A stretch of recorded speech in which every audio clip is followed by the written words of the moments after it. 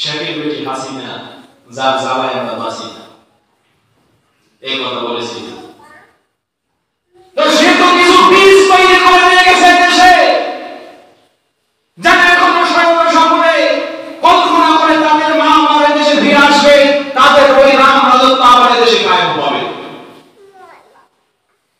এই কারণে অতীতের ওই দোষ যতই ব্রেক ধরার চেষ্টা করুক না কেন, গাড়ি থামে নাই। গাড়ি থেমেছে? তবে আজকে আসিয়ার লাশকে কবরস্থ করার পূর্বে যদি যার থেকে ধর্ষিত হলো তার লাশটা যদি রাস্তায় বক্ষ পরিমাণ মাটি করে তাকে লুটিয়ে দিয়ে ঢিলা পাথর মেরে যদি তাকে হত্যা করে দেওয়া যেত, আমার মনে হয় না এই রমজানের পরবর্তী রমজান পর্যন্ত আর কোন জিনার পরিবেশ এই বাংলাদেশে কায়েম হতো। আল্লাহ নবী মুহাম্মদ সাল্লাল্লাহু আলাইহি ওয়াসাল্লাম বলেছেন, খুযু আন্নী, তোমরা আমার কাছ থেকে ফতোয়া নিয়ে নাও। হে সাহাবীরা, খুযু আন্নী, তোমরা আমার কাছ থেকে ফতোয়া নিয়ে নাও, আমি তো চলে যাব। ক্বাদ জাআলাল্লাহু লাকুম সাবিলা, জেনে রাখো পৃথিবীর জমিনে যারা জিনার পরিবেশ তৈরি করবে আল্লাহ তাদের জন্য একটা রাস্তা দেখিয়ে দিয়েছে। তোমরা আমার কাছ থেকে ফতোয়াটা নিয়ে নাও, আমি রাসূল চলে যাব, আমার ফতোয়া পৃথিবীর জমিনে তোমরা কায়েম করবে। হাদিসের অর্থ এরকম। এই কথা বলার পরে আল্লাহ নবী বলেন, আল বিকরু বিল বিকরি জামদুমিয়া ওয়া তাকলিমা আমিল, কোন কুমারী ছেলে অথবা মেয়ে যদি জিনায় লিপ্ত হয় তাকে 100 চামড়া চাবুক দিয়ে প্রহার করো। কয়শো? চামড়া চাবুক দিয়ে 100 বার প্রহার করো।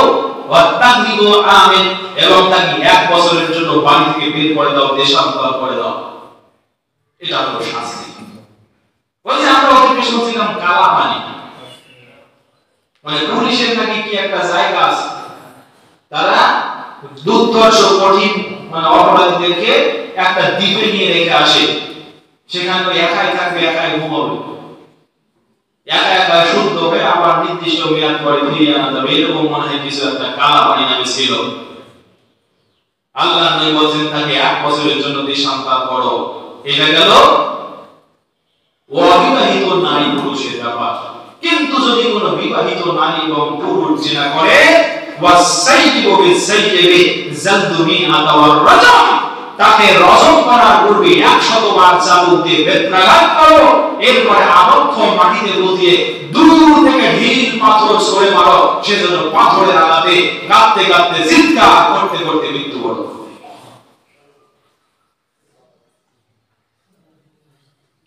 আজ বাংলার জমিন 95% মুসলমান। মনে রাখবেন, আল্লাহর বিধান পালন করা তাকওয়ার বাহ্যিক কাঠামো। আল্লাহর বিধানকে ভালোবাসা তাকওয়ার বাহ্যিক কাঠামো।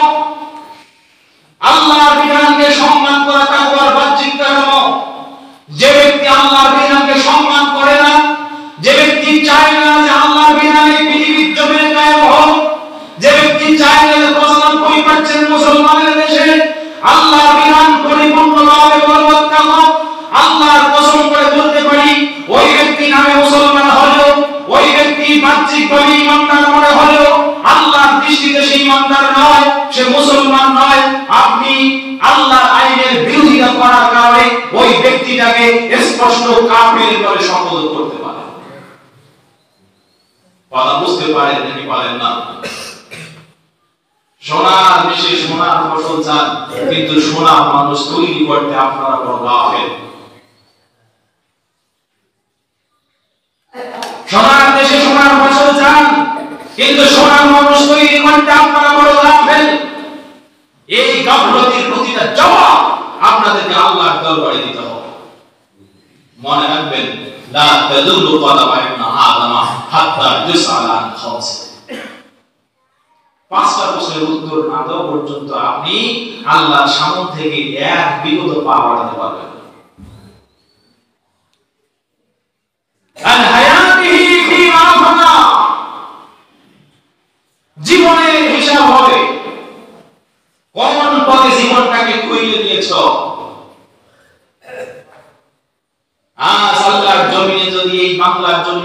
বিধান শুধু কায়েম করা দায়িত্ব। আযানিয়াতু ওয়াযানি ফাসবিদু কুল্লা ওয়াহিদিন মিনহুমা বিআতা জাল্লা। জিনাকার যদি ধরা পড়ে তাদের প্রত্যেককে 100 দৌড়া মার।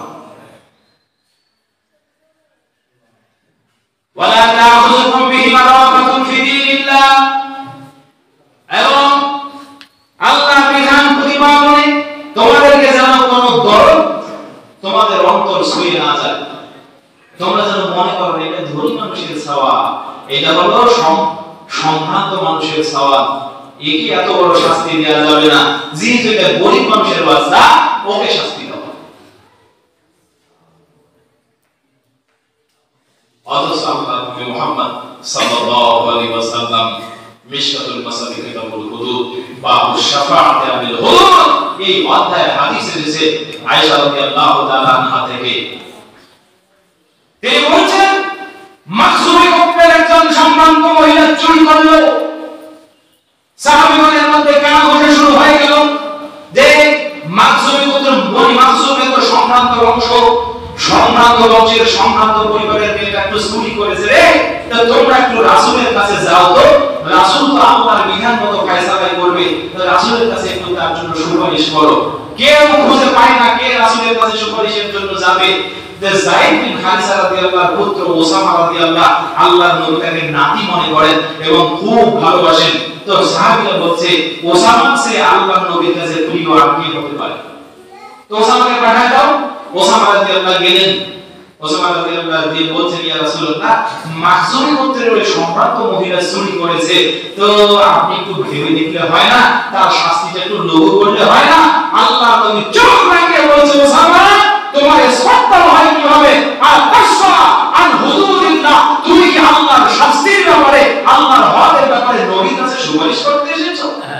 জেনে রাখো লাউ সালাত ফাতিমা বিনতে মুহাম্মদ লাকানা তুয়ালাহা, আজকে ওই মাখজুমি গোত্রের ওই মহিলা না, আমার কলিজার টুকরা ফাতিমা যদি আজকে চুরি করত আর চুরির রায় যদি প্রমাণিত হতো, আমি মুহাম্মদ দৃঢ় পদে ঘোষণা করছি আমি ফাতিমার হাত কেটে দিতাম।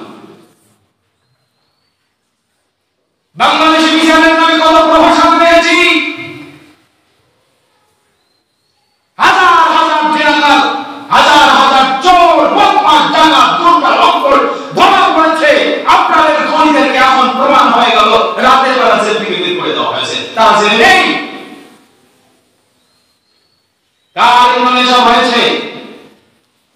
5 আগস্টের পরে আজকে 6 থেকে 7 মাস এখনো পর্যন্ত বাংলাদেশে এই দোষামদি চলছে কেন? কেন প্রচলিত জেল কোড অনুযায়ী অপরাধীদের বিচার হবে না? ইসলামী হুকুমত অনেক দূর। আমরা চাইব প্রতিটা জিনাকারীর বিচার ইসলামী আইন দিয়ে হোক। আমরা চাইব প্রতিটা চোর লম্পট গুন্ডার বিচার ইসলামী আইন দিয়ে হোক।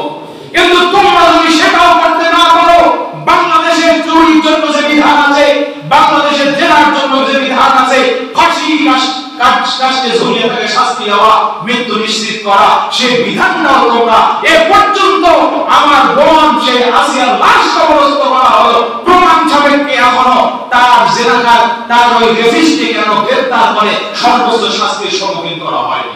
এটা কি বাংলাদেশের 95% আফ্রিকান মুসলিম জনতার প্রাণের দাবি হয় কিনা বলেন?